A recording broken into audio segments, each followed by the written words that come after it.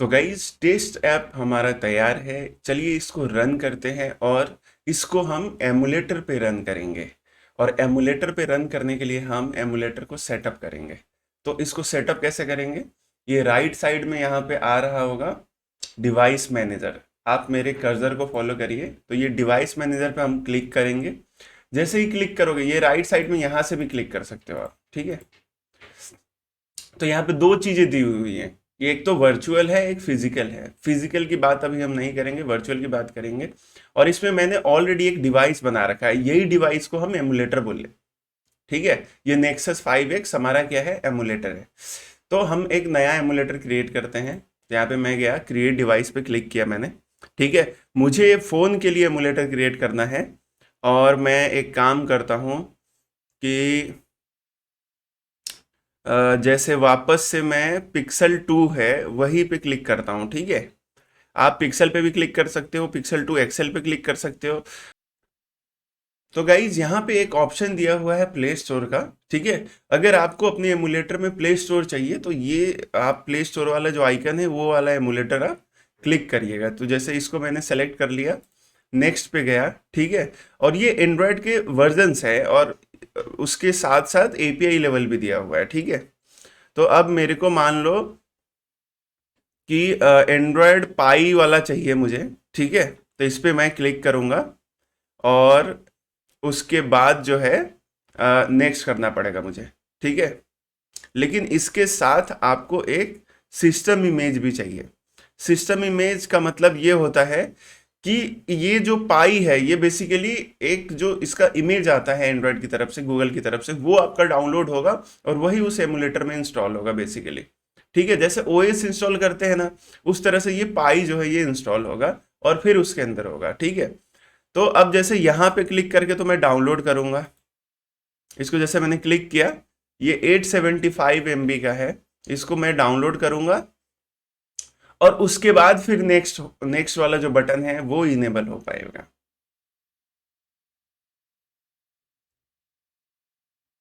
तो थोड़ा वेट करते हैं, इसको डाउनलोड होने देते हैं हम लोग। तो गाइज यहाँ पे ये डाउनलोड इसने कर लिया है और ये अभी अनजिप कर रहा है। जब भी आप एमुलेटर क्रिएट करेंगे तो उसका सिस्टम इमेज रहना चाहिए। जैसे एंड्रॉयड पी यानी कि पाई वाला जो हम लोग कर रहे हैं एमुलेटर क्रिएट, तो उसमें उसका सिस्टम इमेज नहीं था इस सिस्टम में, यानी कि मेरे विंडोज में, ठीक है। तो इसने डाउनलोड करा, ठीक है। अब ये हो गया डन। अब देखो यहाँ पे इसका सिस्टम इमेज आ गया है, ये रिफ्रेश कर रहा है, ठीक है। यहाँ पे आ गया पी का सिस्टम इमेज और यहाँ नेक्स्ट बटन भी आ गया, ठीक है। तो अब मैंने नेक्स्ट पे क्लिक कर दिया और आपका जो डिवाइस स्टार्ट होगा वो लैंडस्केप में होगा या पोर्ट्रेट में होगा, वो आप सेलेक्ट कर लीजिए। अब यहाँ पे मैंने लिख दिया एंड्रॉयड पी, ठीक है। और बाकी सारी चीज़ें आप सेम रखना। डिवाइस फ्रेम चाहिए तो ठीक है, नहीं चाहिए तो आप अनटिक कर दीजिएगा, लेकिन इसको टिक ही रहने देना आप, ठीक है। और उसके बाद आप यहाँ पे कर देना फिनिश। जैसे फिनिश करोगे आप तो ऑलरेडी जो लिस्ट ऑफ डिवाइसेस है उसके अंदर आपका एमुलेटर आ जाएगा। अभी इसका जो साइज है, मतलब इस एमुलेटर ने आपके सिस्टम में 513 MB का डाटा क्रिएट करा है, लेकिन ये जैसे ही रन करोगे ना आप अपनी बहुत सारी एप्लीकेशन, तो धीरे धीरे बढ़ते जाएगा। जैसा कि ऊपर आप देख रहे हो कि नेक्सस का मैंने 5X का क्रिएट किया था, ठीक है। तो ये शुरू में लगभग 1 GB का था और ये अभी 11 GB का हो गया, ठीक है। तो इससे कोई प्रॉब्लम नहीं है, बट मेक श्योर आपके सिस्टम पे इतनी साइज अवेलेबल होनी चाहिए। जनरली सी ड्राइव के अंदर जाता है ये, तो वहां पे उतना स्पेस होना चाहिए, ठीक है। अब आपको इसको क्लिक करना है तो ये एमुलेटर रन होगा। यहाँ पे देख रहे हो आप pixel 2 API 28 Android P. Android P मैंने नाम लिखा है, बाकी सब डिफॉल्ट आया था, है ना। तो इस तरह से जैसे आपका एक अपना फोन क्रिएट हो गया, एंड्रॉयड स्मार्टफोन क्रिएट हो गया है आपके ही सिस्टम में।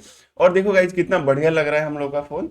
और ये फोन अभी बूट हो रहा है, ये फोन अभी स्विच ऑन हो रहा है, ठीक है। ये फोन ही, वर्चुअल फोन ही एमुलेटर होता है। तो इसी तरह से इसका जो डिवाइस है ये ऑन होता है, ठीक है। गूगल का लोगो वगैरह आएगा और जब ये एक बार रन कंडीशन में आ जाएगा गाइस, तब हम यहाँ से अपने एप्लीकेशन को इस फोन पे डिप्लॉय करेंगे, ठीक है। देखो गाइज, और ये अपना हमारा एंड्रॉयड पी जो है वो स्टार्ट हो चुका है, सारी बेसिक कॉन्फ़िगरेशन चालू हो चुकी है। अब इसको मैं क्लिक करूंगा, जैसे अब यहाँ पे लिस्ट ऑफ डिवाइसेस आ जाएंगे। अगर मैंने अपना phone actual physical phone connect कर रखा है वो भी आ जाएगा। और बाकी जैसे नेक्सस 5 है, मतलब ऑलरेडी जो मेरा क्रिएटेड एमुलेटर था वो है। अब मुझे इस पे एंड्रॉयड पी पे डिप्लॉय करना है, ठीक है। आप मल्टीपल एमुलेटर भी क्रिएट कर सकते हो। क्यों करना है हमें मल्टीपल एमुलेटर क्रिएट? जैसे एक एप्लीकेशन किसी सिस्टम पे रन होती है, किसी पे नहीं होती है। तो मान लो एंड्रॉयड पी पे चल रही है पर एंड्रॉयड क्यू पे नहीं चल रही है, तो दोनों बना के आपको डीबग करना है, ठीक है। बाकी अगर आपका कोड सही है, सारे एसडीके सही है, सारी डिपेंडेंसी सही है, तो मेरे हिसाब से नहीं दिक्कत आएगी। देखो गाइज, ये अब अपना एमुलेटर के अंदर रन हो गया है। इसको मैं कोलैप्स कर देता हूँ, ठीक, हाइड कर देता हूँ। ये जो आपकी एप्लीकेशन है गाइज सक्सेसफुली रन हो गई है आपके एमुलेटर पे। यहाँ पे कुछ भी चेंज करोगे आप, जैसे इसको मैंने चेंज कर दिया और यहाँ पे मैंने टेस्टिंग लिख दिया, ठीक है। अब मैं यहाँ पे जैसे ही पार्शियल रन करता हूँ पहले मैं, ठीक है, तो ये देखो पूरा का पूरा चेंज होगा। और ये नोटिफिकेशन आ रहा है, डिस्टर्ब कर रहा है हम लोग को। ये देखो हेलो टेस्टिंग आ गया। तो इस तरह से ये आपकी ऐप जो है इसके अंदर इंस्टॉल हो गई और बहुत बढ़िया दिख रही है गाइस। तो ये पूरा का पूरा फोन है, इसके अंदर कोई सा भी आप ऐप इंस्टॉल कर सकते हो, इवन प्ले स्टोर भी खोल सकते हो। बट आपको पता है कि लॉगिन वगैरह करना पड़ेगा, जीमेल आईडी कनेक्ट करनी पड़ेगी आपको, ठीक है। तो इसको हटा देते हैं, हमारी एप्लीकेशन रन हो रही है, यही काफी है हमारे लिए। तो गाइज इस वीडियो के लास्ट में आपने देखा गाइज कि कैसे हम अपनी ये जो सैंपल एप्लीकेशन शुरू में हमने क्रिएट करी थी उसको हम एमुलेटर पे चलाते हैं, यानी कि एंड्रॉइड स्टूडियो के अंदर ही। अच्छा, एमुलेटर पे चलाओगे ना, कई बार आपका एमुलेटर हैंग हो जाएगा, स्लो हो जाएगा, तो आपको यहाँ से क्लोज कर देना है। यहाँ पे ऑप्शन आता है क्लोज का, ठीक है। आप यहाँ पे क्लिक करोगे तो इसका एक एमुलेटर को कंट्रोल करने वाला ये सारी चीज भी दी हुई है कि इसके अंदर माइक्रोफोन, मोबाइल फोन, जैसे इस पे कॉल करना है आपको, जैसे कॉल डिवाइस करो आप, देखो ये कॉल आ गया, फेक कॉल है ना। तो एमुलेटर के बहुत सारे फीचर्स हैं, ठीक है। लोकेशन चाहिए आपको, कौन सा लोकेशन डालोगे तो सेम लोकेशन, जो भी आपको यहाँ पे लोकेशन पॉइंट करोगे तो आपका डिवाइस और आपका जो ऐप वही लोकेशन जो है वो करेगा। बैटरी है अभी 100% है। आप अपने फोन का बैटरी देखो कम कर सकते हो, देखो जैसे यहाँ पे कम कर दिया मैंने तो देखो शटिंग डाउन हो गया। अभी 100% कर दूंगा तो वो वापस आ जाएगा। और मैंने 0 कर दिया तो ये शट डाउन हो गया गाइस, वापस से हमें स्टार्ट करना पड़ेगा, ठीक है। तो आई होप कि ये एमुलेटर वाला लेक्चर जो है आपको पसंद आया होगा।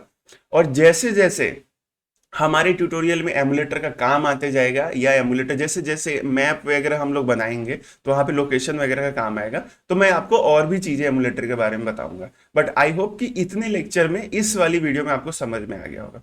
नेक्स्ट वीडियो में मैं आपको बताऊंगा कि यही एप्लीकेशन अपने मोबाइल डिवाइस पे कैसे चलाएं।